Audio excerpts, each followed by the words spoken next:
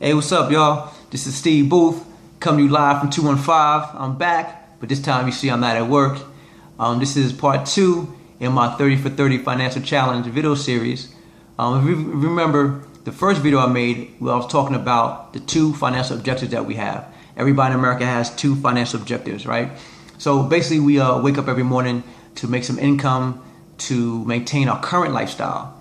But at the same time, we're supposed to be simultaneously stashing money on the side to fund our future lifestyle. So when we stop working, the money doesn't stop, right?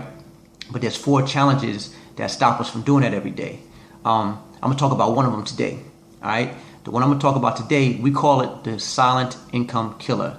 Other people call it inflation. Now you may ask, well, why do we call it that? Well, we call inflation the silent income killer because it happens every day without people even noticing it, right? It's kind of like breathing or like the heartbeat, right? Those 2 things are involuntary. You don't have to concentrate on them.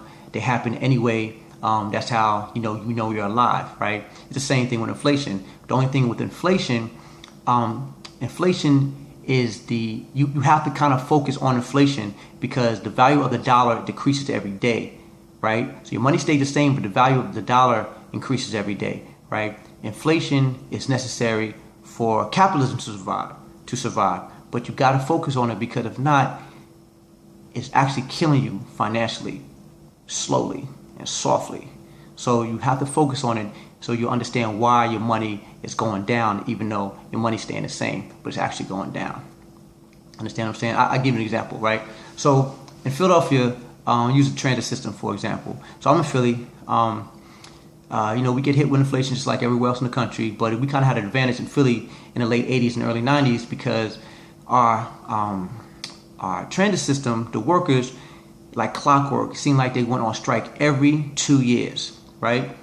They would go on strike, negotiate a contract, come back to work, and the fare would go up. 2 years later, same thing happened, the fare would go up. Now, who had to bite the bullet and pay for the fare hikes? The regular people, the consumer. The point was, in this scenario, is that the business owners control the prices. So they felt that, well, their bottom line their profit was being compromised by paying the unions, more money, giving them raises or whatever. So they said, you know what? I'm not going to take the brunt of that. I'm going to pass that along to the consumer. And that was the regular people that were riding the bus and the trains that had to go to work to maintain the 2 objectives I talked about earlier.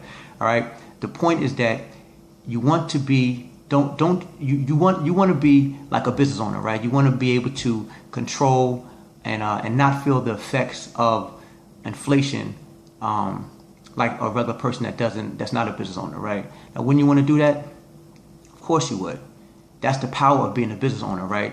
And more specifically, that's the power of being a home-based business owner, because a home-based business owner gets the same perks, the same tax advantages of any other business owner. Actually, they get more, or they get different ones because they don't have a whole lot of overhead.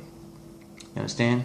So now I know this video we talked about inflation, and I kind of hinted on taxes, but as a hint, taxes is going to be covered in the next video or a later one, because taxes is also one of the 4 challenges that stop us from getting our 2 objectives. But in the meantime, if you want more information on how to outpace inflation, text me the word inflation to 215-880-2612. The word inflation, 215-880-2612. And look out for part 3 in this 30 for 30 financial challenge video series. But in the meantime, y'all, we must learn to outpace inflation because it's killing us softly. Peace.